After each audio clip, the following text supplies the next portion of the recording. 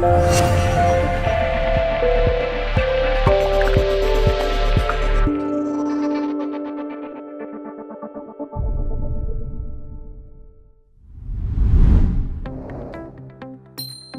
there, and welcome to this video tutorial from SolaX Power.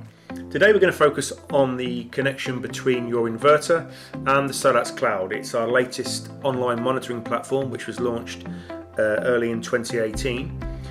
The first thing you need to do obviously is to plug the device into the inverter, which you can see demonstrated here. Once you've done that, you then go to a wireless enabled device. That can be a tablet or a laptop or a PC, whichever you choose. The first thing you need to do, once you have opened up a browser window there, is go to your available list of Wi-Fi networks, and you'll see one there that is prefixed SolaX with a number that follows it. That's the device number. So you connect to that, and you can see there, look, it's connected. You then need to enter an IP address. This is a standard IP address. It applies to all of our devices, which is 5.8.8.8. It will prompt you for a username and password. It is admin in lowercase in both instances. Okay, once you've signed in, you'll go to this standard landing page here. Okay, you can see there it's giving you the serial number of the Wi-Fi device, and the next thing you need to do is connect it to your home Wi-Fi network. So you'll open the list of networks. Now in this case our network here is called SolaX. Yours will be obviously whatever it is you normally connect to. Once you've selected that, you put in the Wi-Fi key. So this is your normal wireless password. Okay, so once that's entered, you save that. Okay, so that's essentially it. That basically is you connecting your inverter to your home broadband router so that the data is transferred across and then it is sent online to the cloud for processing.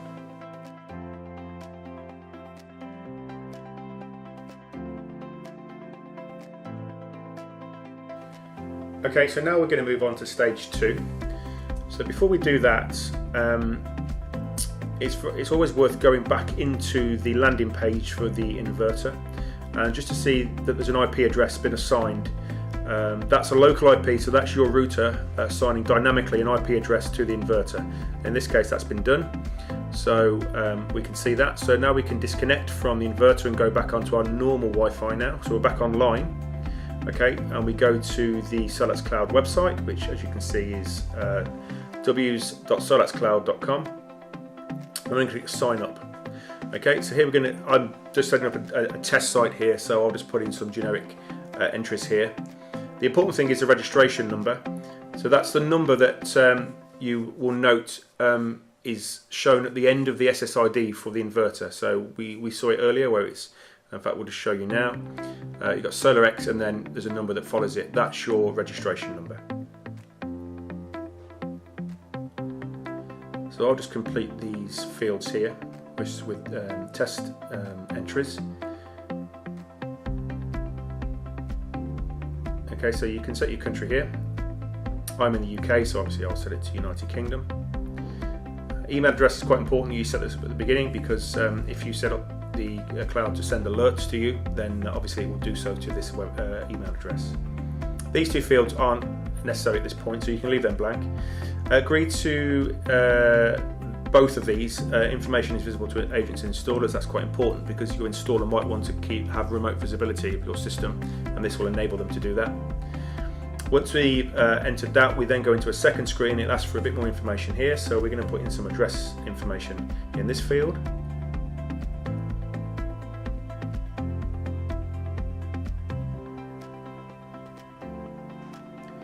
Okay, the time zone, obviously just scroll through the list until you get to the correct time zone.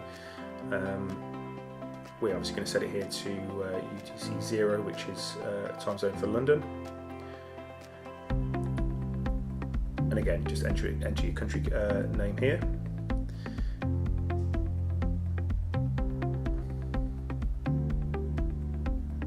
Now, what we'll do here is we will complete the address details. You can click allow there.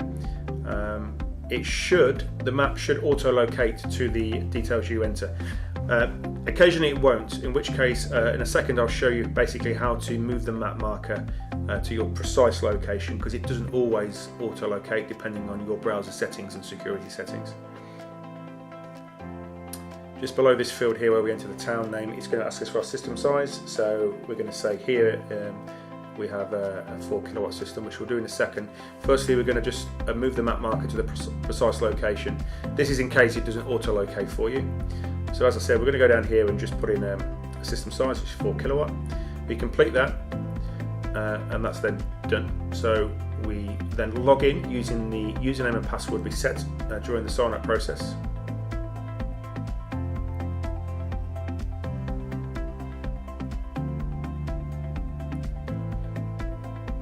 Okay, so make sure end user is selected, it is by default.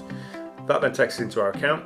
At the moment you can see that there's nothing coming through. This is because it can take 5 to 10 minutes after doing the setup process for it to actually come through. It's actually come through now. Clicked on inverters there, clicked on the serial number of the inverter. So here you can see the landing page with the summary data. The site that I've set up here is a test site based on some of our test units that we've got installed in our offices here. So it won't mimic exactly what you would see with a normal installation. You can see here, look, you've got one site on this account. If you had more than one inverter, you could add this in on this screen. So you go to sites, click on the plus symbol, and then add the registration number for your second device. So you've got 2 inverters on site, you can add them both into the same account and view the data together.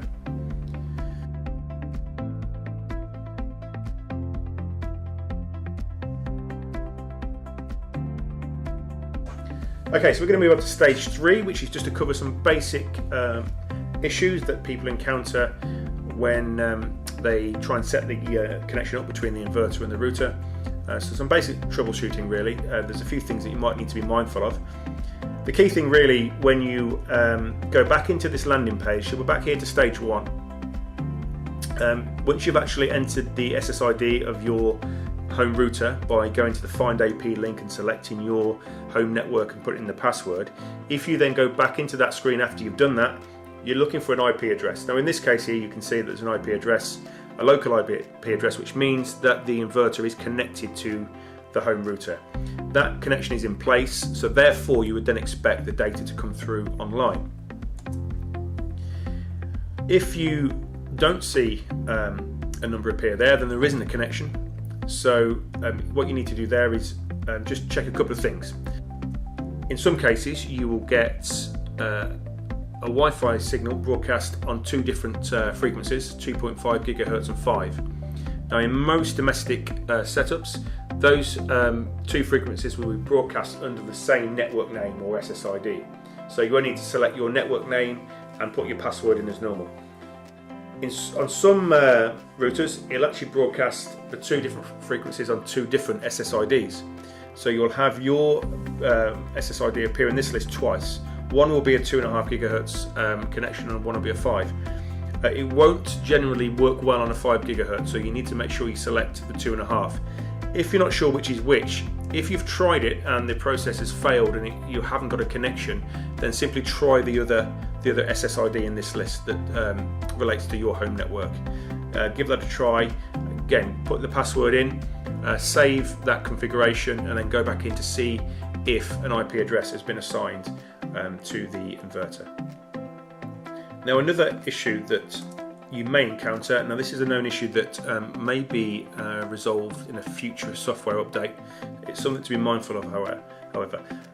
The SSID, and now if you look at this one here, now this is a network name for a business adjacent to us, so it's nothing to do with us, but you'll see here that the network name has a space.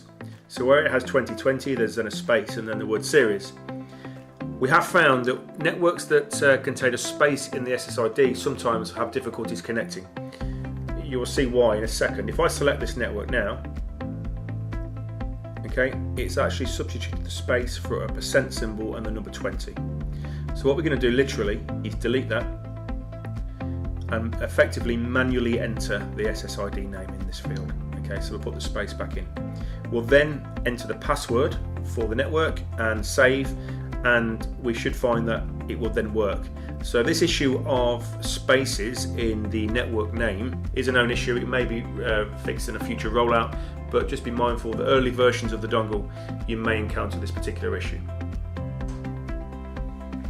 Okay, so those two things I've covered there, the SSID name and the potential for your router to be broadcasting on two different frequencies, ensuring that you select the correct one. Those are the two main issues that are encountered at this point in the process.